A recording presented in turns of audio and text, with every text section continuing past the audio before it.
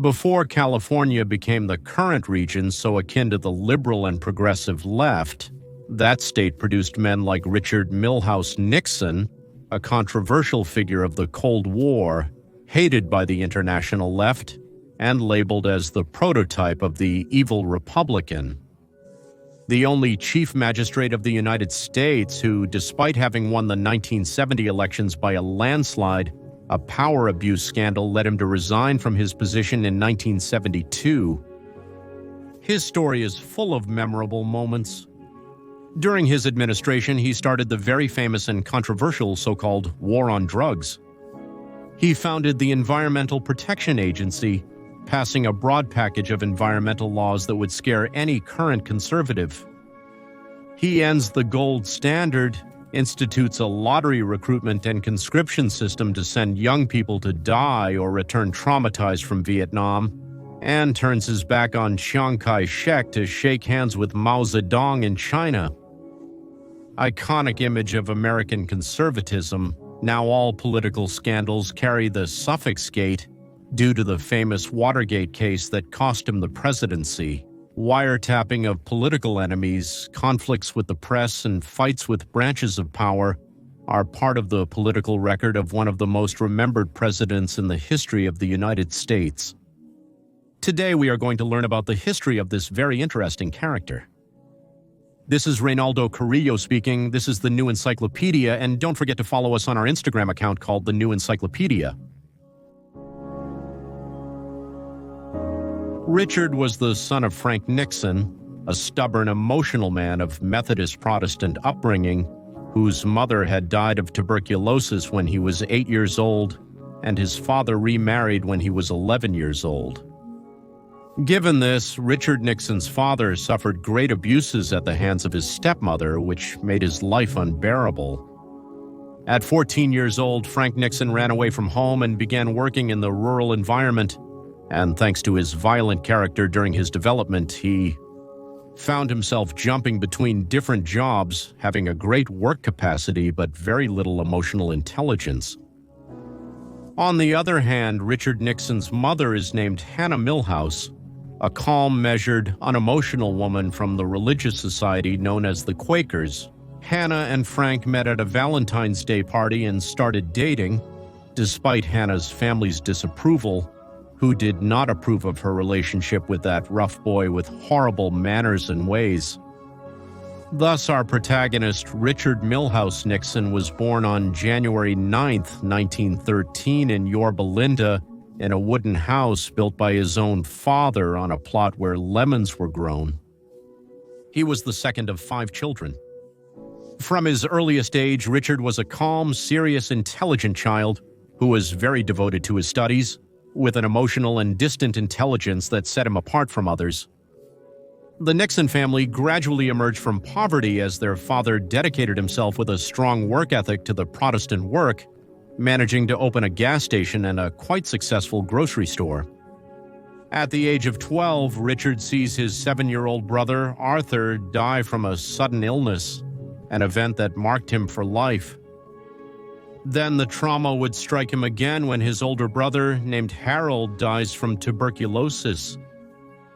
From his childhood to his adolescence, Nixon was always deprived of affection by his parents, and this lack of attention influenced and shaped the statesman for posterity. Richard Nixon frequently sought solace in books. He was constantly studying thanks to the great intelligence he cultivated. He had a prodigious memory and a very hard-working nature. He graduated from Whittier College and then studied law at Duke University's School of Law. During his academic training, Nixon stood out for his skill in competitive debate, and it is with that debating ability that the idea of pursuing a career in public administration begins to take root in his mind. Children with a history of emotional neglect are more prone to depression and do not tend to experience happiness in the same way as the rest of the population who did not suffer these abuses. The cold and distant personality of his parents had a very hard imprint on Richard. As Quakers practiced self-control through abstinence, Nixon chose another source of dopamine to obtain the happiness he could never get as a child. That source would be power.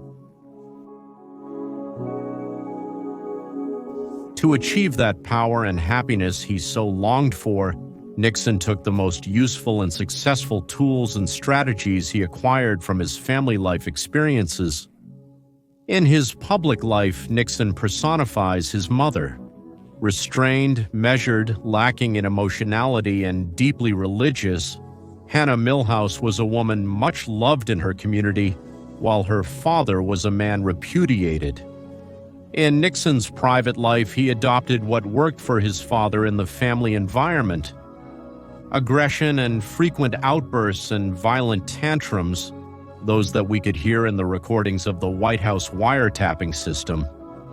That was the power-hungry dynamic that defined his presidency. As for the marriage of Richard Nixon to Pat Ryan, we can say that they met in Whittier when Nixon was a young lawyer freshly graduated from Duke University. They met in a theater group when they were both participating in a play together. And Richard, nicknamed Dick, proposed to her on their first date, but they didn't get married right away. After 2 years of courting the Irish redhead, he got a yes from her on June 21, 1940 in Riverside, California. Pat Nixon, his wife, was attracted to her husband's ambition, his mettle, and his dedication. After getting married, they went on a honeymoon to Mexico and then lived in a small apartment in Whittier until the outbreak of World War II, where Nixon would work as a lawyer in the price control office, moving directly to Washington, D.C. with his wife. There he enlisted in the Navy and was moved to San Francisco. Richard even changed the protocol of services at official dinners so that his wife's plate of food was served first instead of his. This as a curious reflection of the family style that he wanted to promote publicly. In the religious sphere, although Pat Nixon was Methodist, she and Richard would go to any nearby Protestant church where they lived, especially to work as a lawyer, and in a short time it was not difficult for him to climb the political hierarchy until he gets a position as a congressman of his country. Then he enters the famous Congressional Committee for the Investigation of Un-American Activities. There he dedicates himself with great care to pursuing intellectuals and potential communists to score points with the Republican world. With his dedication and effectiveness, Nixon soon becomes the public face of the anti-communist legislature. His ability to climb within the Republican structure and his popular support catapult him politically, managing to be nominated for vice president in Dwight Eisenhower's candidacy in 1952. His conviction as a conservative and his bold and cold attitude lead him to be the presidential candidate in the next elections that he loses against John F. Kennedy in 1960 by what he considered the narrowest margin of votes in history, which he attributed to Kennedy's father's connections with the mafias and organized crime in the country.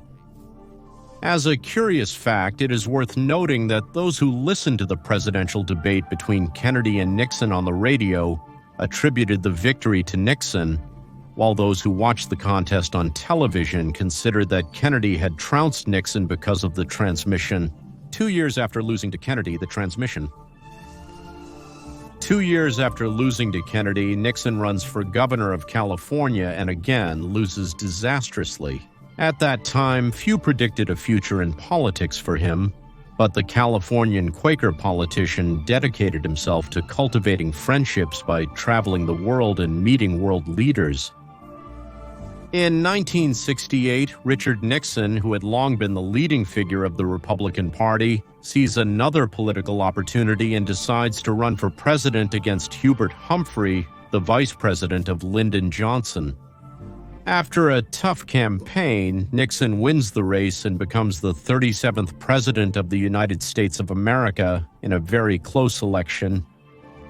This would begin a series of national policies with global repercussions that would forever mark the role of the United States as an economic power and as a military power on the international stage. In 1971, he announced the decision to end the United States' participation in the gold standard, that is, the model that set the value of money based on its gold backing, thus ending the convertibility of the currency and killing the Bretton Woods system of 1944. Prior to the Nixon era, the convertibility of all international currencies was tied to the exchange rate of the American dollar in relation to its exchange parity with the price of gold. Many nations began to buy dollars and exchange them for gold because they saw that this way they could revalue their own national currencies, and Nixon realized the threat this posed to his own economy. In what he believed was a measure to stabilize the dollar, this conservative president imposed a price and wage freeze for 3 months to counteract the inflation that leaving the gold standard was going to bring. These measures became known as the Nixon shock and were applauded by the liberal press and a large number of voters. But in the end, the value of the dollar relative to gold would have depreciated more than 3,400%. In turn, during Nixon's first presidency for the Department of Defense and for his intelligence community advisors, it was increasingly evident that the American Army's war of attrition against Ho Chi Minh's communist guerrillas in North Vietnam was a lost cause. The government, along with the media, found a very convenient scapegoat to divert attention from this conflict. The government, along with the media, found a very convenient scapegoat to divert attention from this conflict: the narcotics. In the late 60s and early 70s, the news and newspapers were suddenly filled with stories of soldiers addicted to drugs and vice they had picked up on the front lines. The detail that soldiers avoided getting high on the battlefield because at the slightest carelessness they paid with their own life. A month after 2 congressmen visited Vietnam to see with their own eyes a few wounded soldiers addicted to heroin, in June of 1971, Richard Nixon declares that public enemy number 1 is necessary to carry out an offensive against drugs, a war of necessity to carry out an offensive against drugs. A $3 trillion war since its inception that looks lost when we see that drug consumption has not stopped, but rather increased, and more legislators are relaxing the laws that penalize cultivation, consumption, possession, trade, and activities related to everything linked with narcotics. As a result of this war on drugs, the United States has 6 times the incarceration rate of China, more people behind bars than in Joseph Stalin's gulags, while drug addiction has only worsened in that country.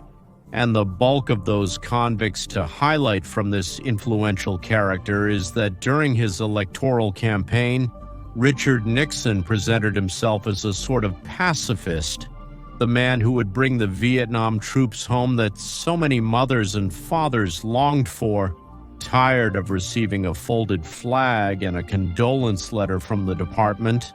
A folded flag and a condolence letter from the department to the war in Vietnam, but it was far from being an honorable end. That honorable end could have ended rather in '69.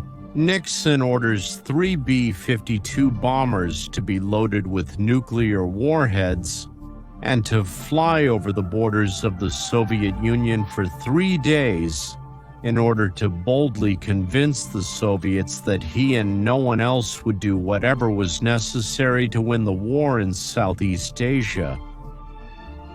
That rash display of force was baptized by the Californian, "I want the North Vietnamese to believe that we have reached the point where they believe I can do anything to stop the war. I will make them think that I am obsessed with communism and that I have the nuclear button in my hands, and with that I will have Ho Chi Minh in Paris in 2 days begging me to make peace." Nixon continued Lyndon Johnson's policy of heavily bombing the Viet Cong camps stationed in Cambodia. Let's put the magnitude of the bombing of Cambodia into perspective. The weight of all Allied bombs in World War II amounts to 2 million metric tons. However, between Nixon's and Johnson's bombings, Cambodia, a country smaller than the state of Oklahoma, with a population slightly less than that of New York City, received 2.3 million tons of bombs. that war campaign dramatically altered the regional balance of power and led some moderate natives who initially were not in favor of any side to be inclined to support the Vietnamese communists in opposition to the local government driven by the Americans. Of 2 million citizens of that country. On the other hand, 2 million citizens of that country. On another very striking note, Richard Nixon's 7-day visit to the People's Republic of China in February 1972 was a significant diplomatic strategy that marked the culmination of the diplomatic isolation between the Asian nation and the United States after more than a quarter of a century of no communication.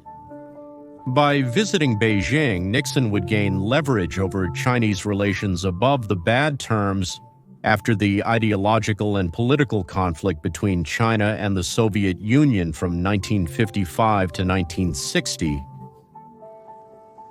On that trip, Nixon would meet with Mao Zedong, already sick and elderly, and with Zhou Enlai, who would accompany him to the Great Wall of China, to Hangzhou, and to Shanghai. From that visit remains the legacy of the Shanghai Communique, a foreign policy declaration of the foundations of relations between China and the United States to this day. As an additional result, the Chinese agreed to peacefully resolve the issue of Taiwan. Nixon's recognition of the People's Republic of China was perhaps another great shock to many of his more orthodox Republican supporters, who saw in this move by the Californian Quaker who had risen to power precisely by highlighting his anti-communist fervor, a kind of liberal apostasy. In June of 1972, the Washington, D.C. police arrest the Watergate Hotel, where the headquarters of the Democratic Party committee was located at that time, where they were able to spy on the conversations between the members of the Democratic Party committee. Nixon's government tried to cover up its involvement in it, but a series of congressional judicial investigations and journalistic investigations revealed an American. Bribes, obstruction of justice, and abuse of power in America.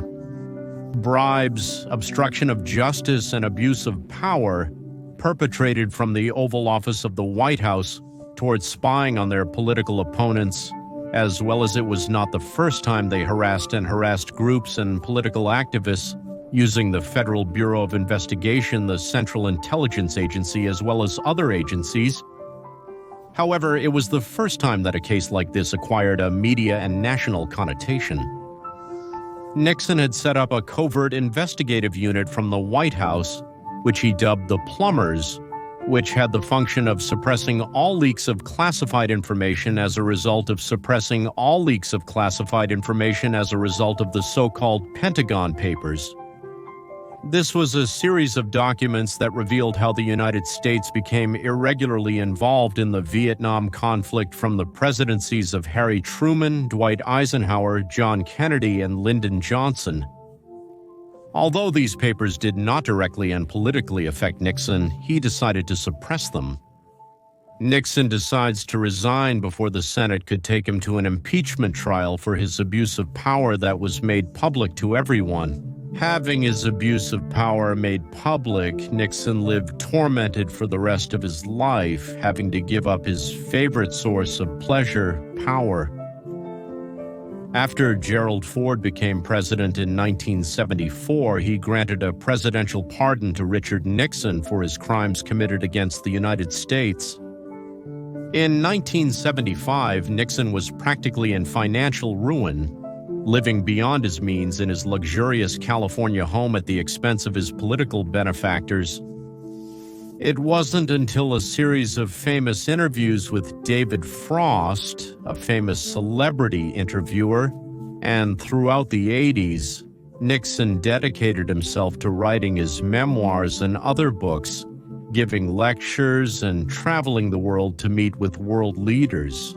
In 1994, Richard Milhous Nixon died from the aftermath of a cerebrovascular disease that left him in a deep coma at the age of 81. Just put the lens on Nixon's policies and listen to his detractors from the ideological corridor that left in truth they have much more in common with him. The left in truth have much more in common with him, both yesterday and today, more than they would like to acknowledge. Nixon is responsible for the creation of the Environmental Protection Agency, an agency created by an unconstitutional executive order that gave the federal government of the United States a power it did not have over the control of the land, sea, and air of its territory, to communist tyrannies globally. In addition, he increased budget allocations for the Great Society programs driven by Lyndon B. to communist tyrannies around the world.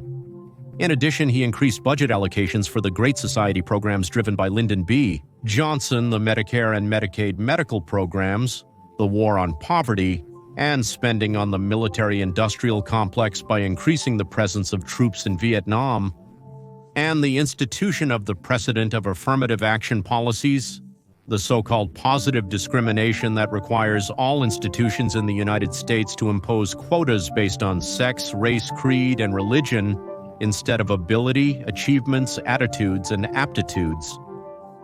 Fiscally, Nixon set the income tax rate at 70% and devalued the dollar to make clear the Keynesian idea that recessions are overcome through excessive spending.